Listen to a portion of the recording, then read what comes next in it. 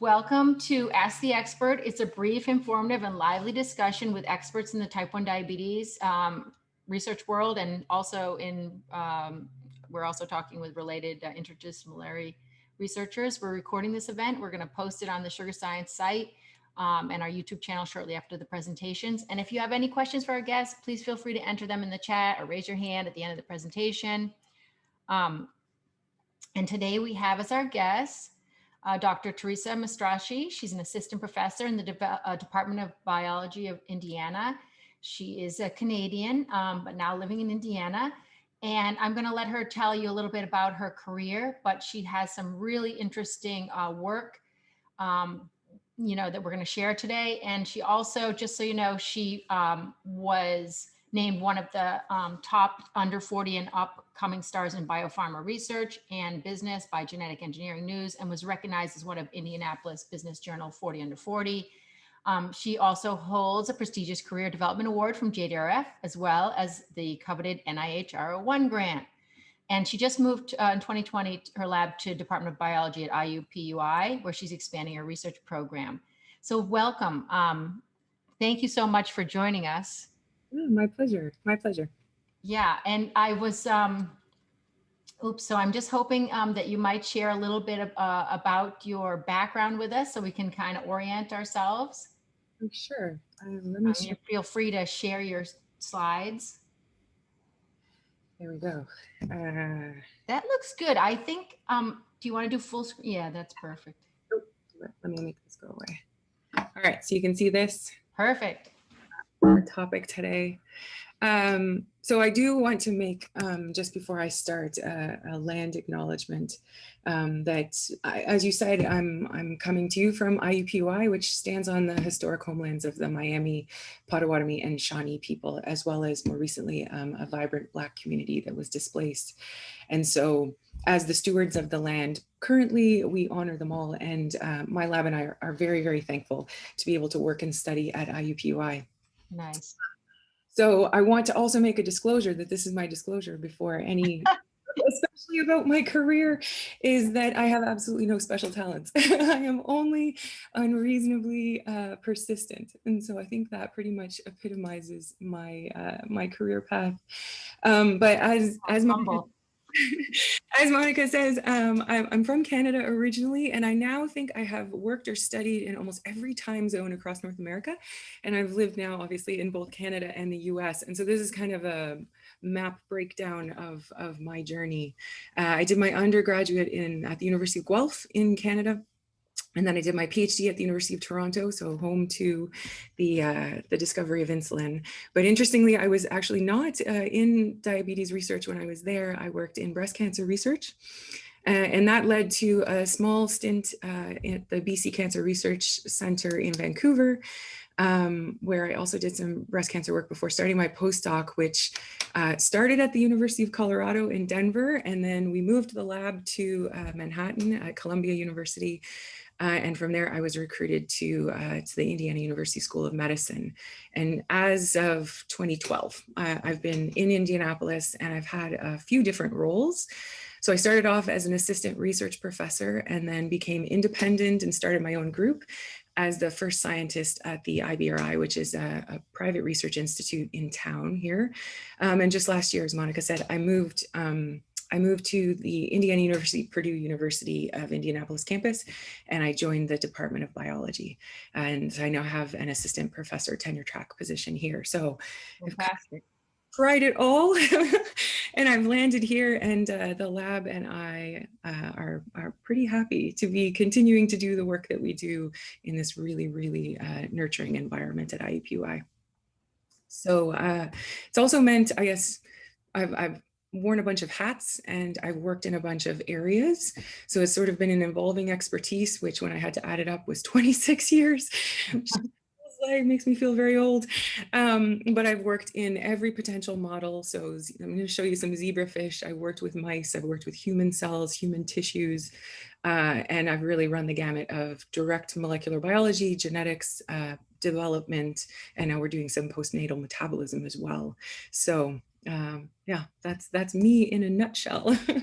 But where we've landed is on really the exocrine pancreas. And so thank you, Monica, for the invitation to talk about that today. Yeah, the exocrine pancreas is now coming into view, I think, for a lot of scientists. It's it's been sort of an accessory or an aside in terms of type 1 diabetes. And I'm interested to hear your perspective, your work, and then maybe we could talk a little bit about, sort of the background. I mean, just in sort of reading a little bit, in 2015, Martha Campbell Thompson, right, was talking about that there were records, there were abnormalities in the exocrine pancreas in type 1 diabetes, and the records from 1940s onward showed that. Yes. And yet, right? So yeah, so dive right in. Yeah, absolutely. And I think Martha's work is some of the work I'm going to highlight today, because I think she really has been quite a pioneer in this area. But I guess to orient everyone, if you're not familiar with the exocrine pancreas, so this is a slice of pancreas that has been stained with hematoxylin and eosin. It's looking at, as well as insulin, and it's looking at sort of just a general overview of what a piece of pancreas would look like. And I think probably most people in the islet biology field focus on the little red or the little pink circles, right? So the islets. But what we're coming to see is that there is other tissue out there, and that other tissue is not just where the islets live, but rather it's actually potentially affecting how the islets function and interacting with them at many different levels. So if you look at a cellular level of the exocrine, it's actually composed of 3 different types of cells. So this is a schematic of an acinus. And so the acinar cells are part of the acinus, as are the centroacinar cells and then the duct cells. And so the exocrine pancreas has a function unto itself, quite critical in metabolism, quite critical in digestion, because digestive enzymes are made as proenzymes by the exocrine pancreas cells, or the acinar cells. They're secreted into the ducts within the pancreas that feed into the intestine, and there the enzymes are actually processed, and the processed enzymes now become functional and they aid in our digestion. So really quite critical function of the exocrine pancreas unto itself, in addition to housing the islets. But one thing that I think has, at least for me, started me thinking about the exocrine having its own direct impact on disease are a lot of the studies that we've looked at related to exocrine disease and how it actually does have an endocrine impact, right?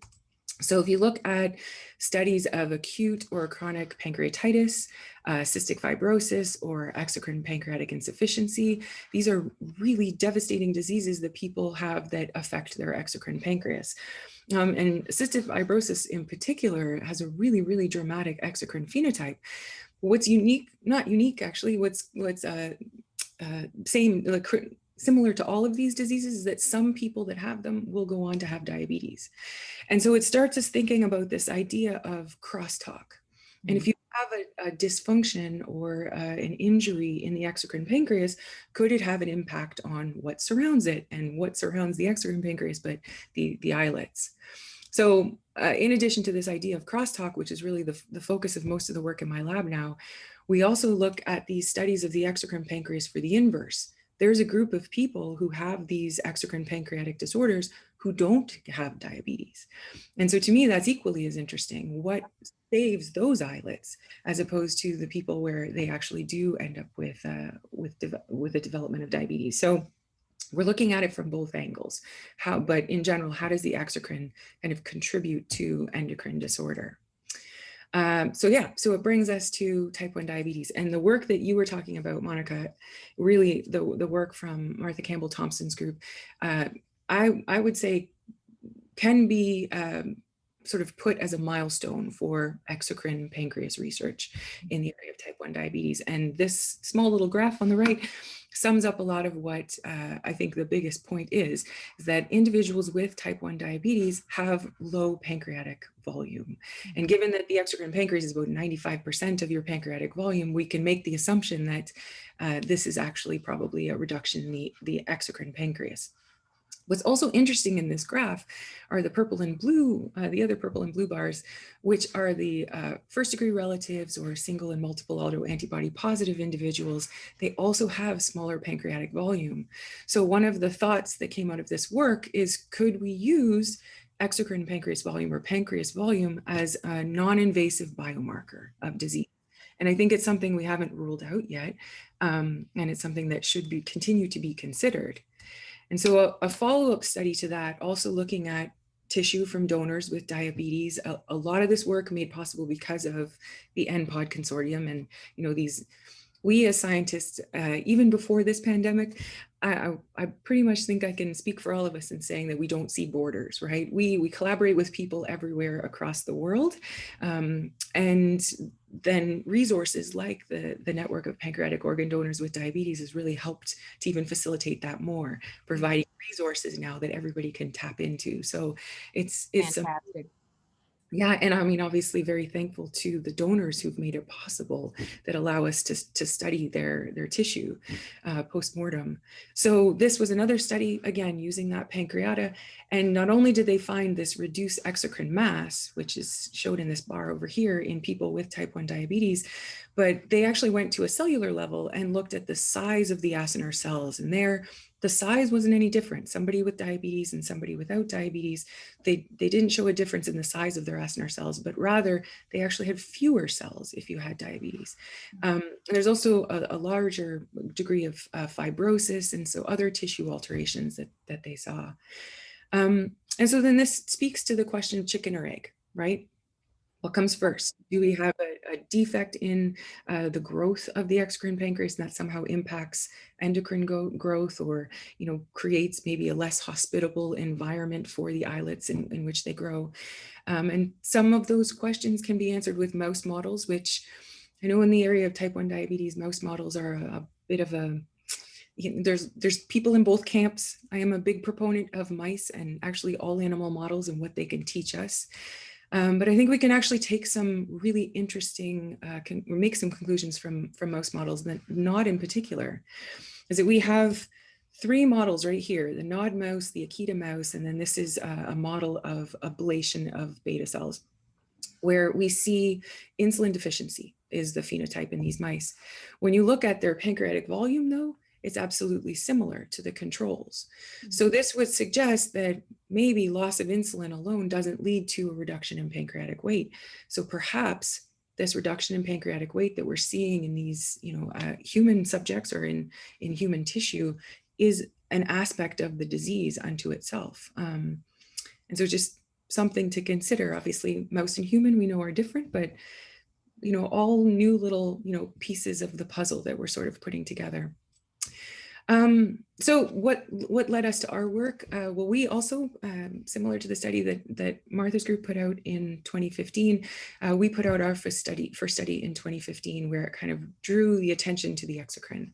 And for this, like I said, I am agnostic when it comes to animal models. We use the model that is right for the question. And so here we used a zebrafish model to be able to study exocrine pancreas. Well, I will say, surprisingly, we were studying exocrine pancreas. It's not what we went into it thinking we were going to be studying. But yeah, so these are fish that were treated with an inhibitor, difluoromethylornithine, or DFMO. And what we saw, the most dramatic phenotype that these fish showed us, was that their pancreas was about half the size. So when we inhibited this pathway called polyamine biosynthesis, we actually affected how the exocrine pancreas grows. And so most people are probably not familiar with the polyamine biosynthesis or hyposine biosynthesis. These are what my lab studies, 2 pathways my lab studies. So polyamines are molecules that are found in every cell, and spermidine is one of those molecules. And so the production of spermidine is inhibited when you use DFMO, because you're inhibiting sort of the upstream part of that pathway. You're inhibiting an enzyme that starts the cascade of making polyamines in the cell. And why spermidine is really important is that spermidine is used as a cofactor to post-translationally modify a eukaryotic mRNA translation factor, which we call EIF5A. And so it's a protein that is involved in making other proteins or protein synthesis, but it doesn't function if it doesn't have that that post-translational modification. And it's a really odd post-translational modification. Most people don't know it. It's called hypocene. It's a modified amino acid. And in order to make hypocene, you have to have these two enzymes, deoxyhypocene synthase and deoxyhypocene hydroxylase. So what we did in this fish study is kind of hit it at the most upstream part, an enzyme that feeds the spermidine into this pathway. And we did, in the study, we also looked at this enzyme itself, DHPS, and we saw the exact same phenotype. So whether you hit the enzyme or whether we, hit something upstream that affects this pathway, we're seeing this reduction in the exocrine pancreas. And so that led us down the path. We've now since, and this is our most recently published work just this year, we've recreated some of this in a mouse model so we can ask even greater questions, understand metabolism, understand, in a mammalian system, how do the cells actually, how are they actually affected at many stages? And so to give you sort of the study in a nutshell, we ended up genetically knocking out the enzyme deoxyhypocene synthase, and we ended up with these tiny little mutant mice. So these animals are actually the same age. This is a litter mate control. The mutant has deoxyhypocene synthase, or the enzyme is normal everywhere in the body except the pancreas. Mm-hmm. So we isolated the deletion just to the pancreas. Right. What we saw was this growth defect, early survival, loss of survival. So they died about 6 weeks of age. And we saw this dramatic reduction in exocrine pancreas size.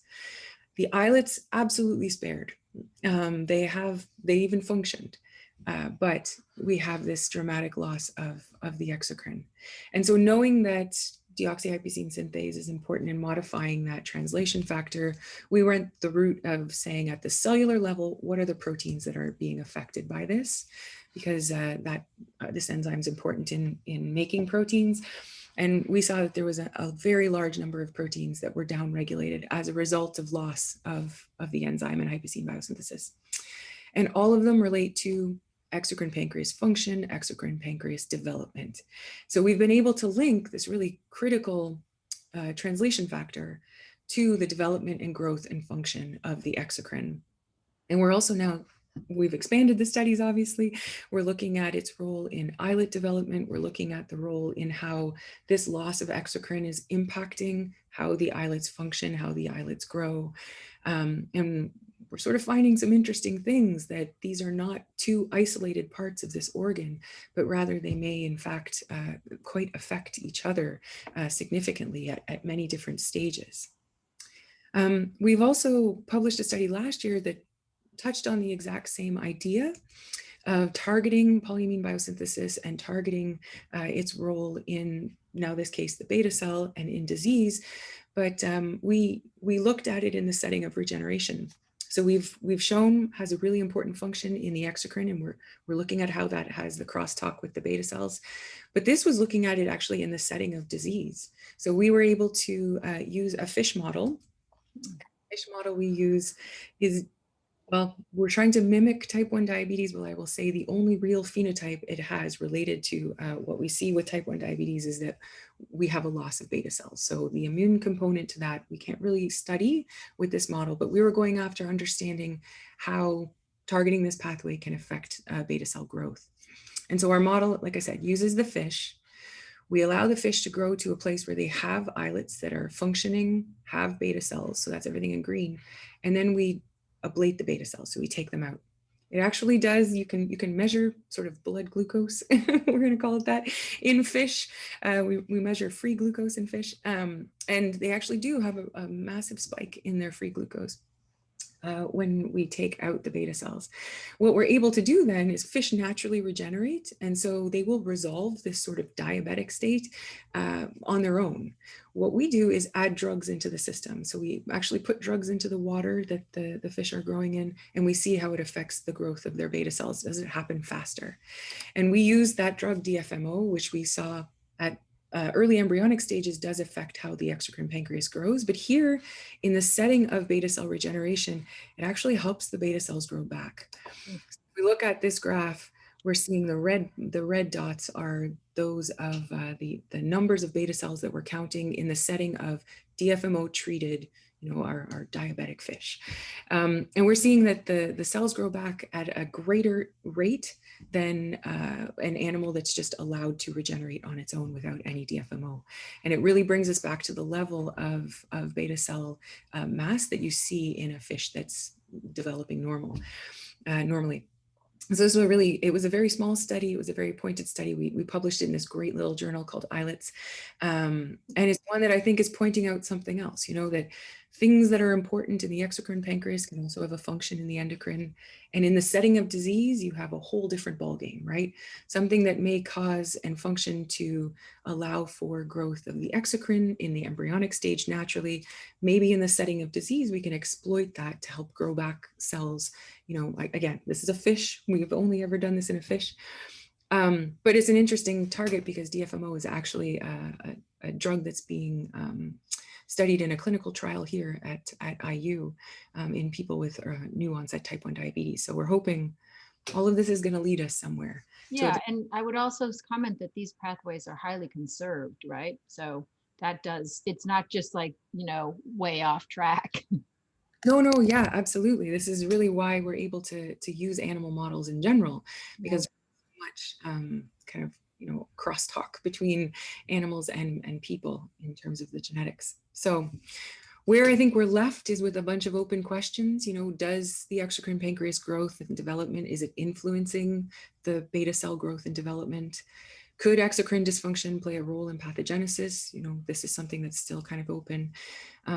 Is exocrine pancreas damage caused by the same pathogenic events that cause beta cell destruction? And these are all things that we don't know. And so these are areas that we're hoping to kind of be able to answer, or questions we're hoping to be able to answer with some of the work that we're currently doing. Fantastic. No, this is really interesting. You're right. I feel like, once again, Indiana is just right in the frontier of what's going on. I'm just a huge fan of Indiana.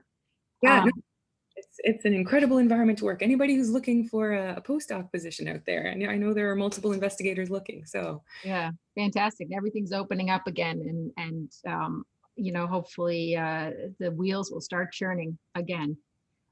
So I just wanted to open it up to people who are here in the audience. I see a lot of familiar names, but also some new people. And is there anyone who'd like to ask a question to Teresa? I mean, she's got a wealth of knowledge here. Should you want to ask? Don't be shy. Okay, no one. All right, or just put your message in the chat and I'll ask it. I have a couple questions. I wanted to talk to you a little bit about Mikey Sanders, her new published paper, January 2021, large-scale genetic association and single-cell accessible chromatin mapping define cell type specific mechanisms of T1D risk. Huge paper.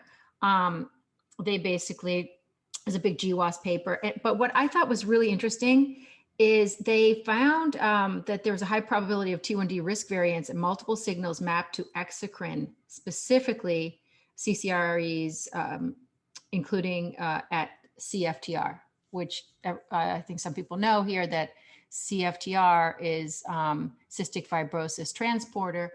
And that is really interesting. And I don't know if you want to expound on that a little bit.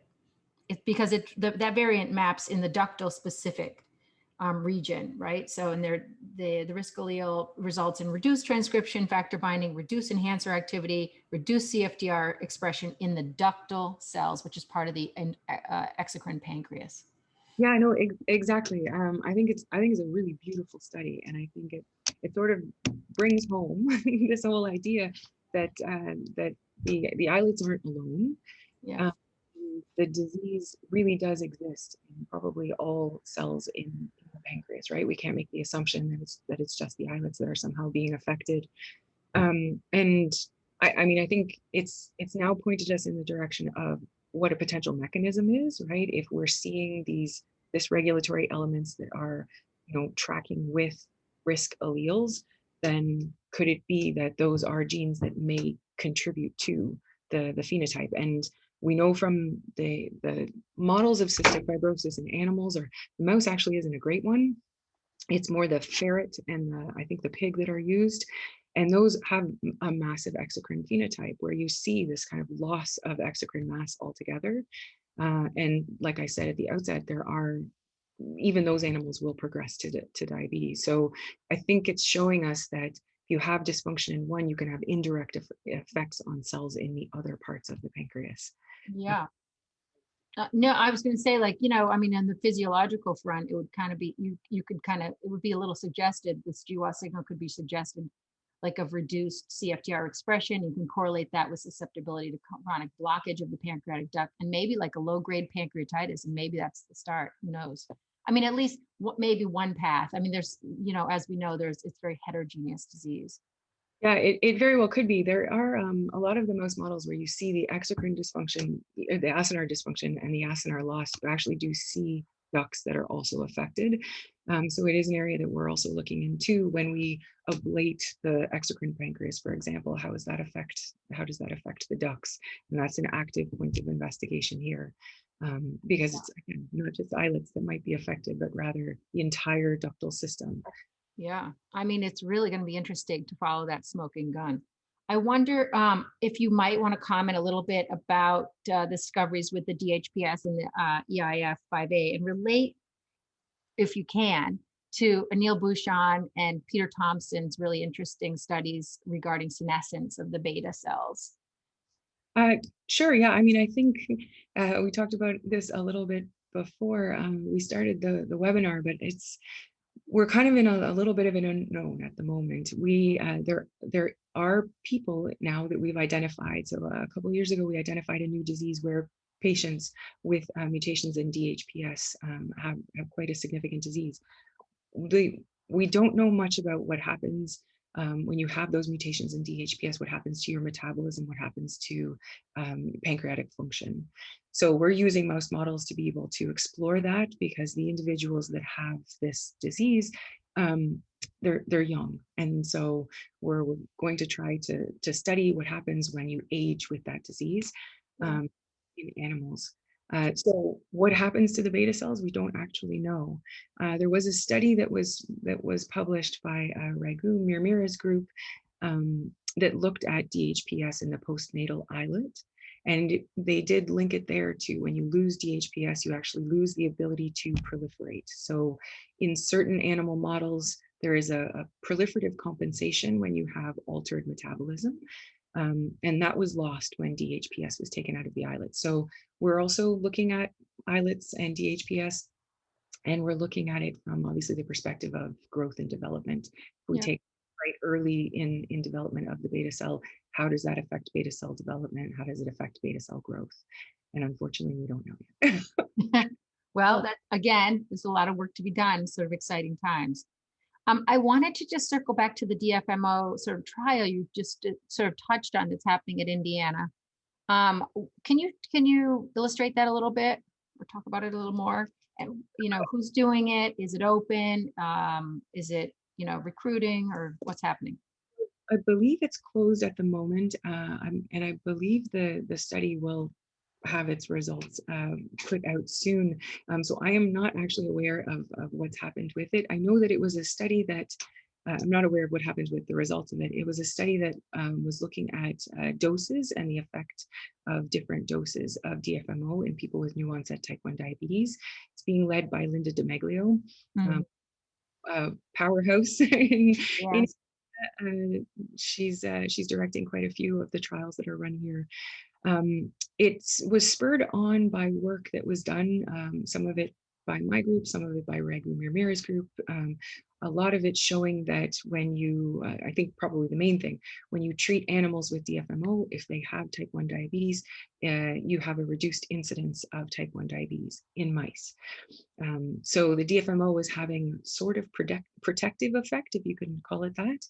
And so this was the first trial to really explore, could DFMO be a potential drug that could possibly spare the islet some dysfunction or some dismay.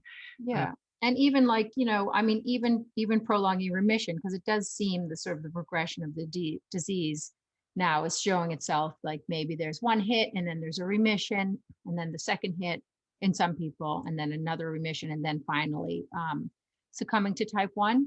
And I think that drugs like that, and especially and other drugs like teplizumab, that Provention Bio is putting forward, even extending that window is very important, because the quality of life, you know, uh, is you can't put a number on it. I mean, if you could extend it for a few years, even 1 year is important in terms of the person's life I agree. experience. And I think like no one drug is going to be a miracle cure. I Yeah, mean, that all of you sum up all of the work in the field so far, no one gene, no one drug is going to have, that dramatic effect on type 1 diabetes that we wish that we could find. yeah, I think we need to explore all avenues, and that's really like having multidisciplinary groups that are studying, growth and development, postnatal metabolism, interventions. I think it's giving us this constellation of effects. And how do we put it all together, right? Like it helps us understand so many different aspects of the disease, or even aspects of, how the pancreas itself grows and functions in the first place. We don't have all those answers. So I wouldn't want to discount or discredit any one particular avenue of research or potential help to some. totally agreed. I loved how you said constellation of effects, and I do think that because it's a multifactorial disease and very heterogeneous, and there's many different research types of research that look at them. There's the GWAS people, there's hardcore cell bio, etc. So I think these kind of conversations can kind of, maybe you don't know what it might trigger, just even a conversation with somebody in a different discipline. And as you said, the constellation of effects. Yeah. It's a constellation of researchers too, and it's great to it's great to have you here today. I'm seeing in the chat a lot of accolades for this talk Oh, and thank and for your work. So I mean, um, we don't do it alone. It's my lab that's doing this, and wonderful collaborators and colleagues. And I think I agree with you that, it's really important to make sure that all voices are heard. And yes, those I respect all of my colleagues that have differing opinions, because I do think that does help us, think about our studies differently sometimes. But I would just hope that no one voice ever kind of drowns out the rest of us, because it's really important to make sure that we're considering all angles of the disease, things that we didn't even think about studying today or yesterday. We could potentially study today and could help us understand. So absolutely. You said it absolutely perfectly. Well, if there's no other questions, thank you so much for talking with us today. And we just, can't wait to see what you do next. You've got as I said, a real um, footprint here in this new frontier. And it's great to see what you're doing. And thanks for sharing. thank you, Monica, for the opportunity. I appreciate it. We Thank appreciate it too. Talk again soon. Bye bye. you. Bye bye.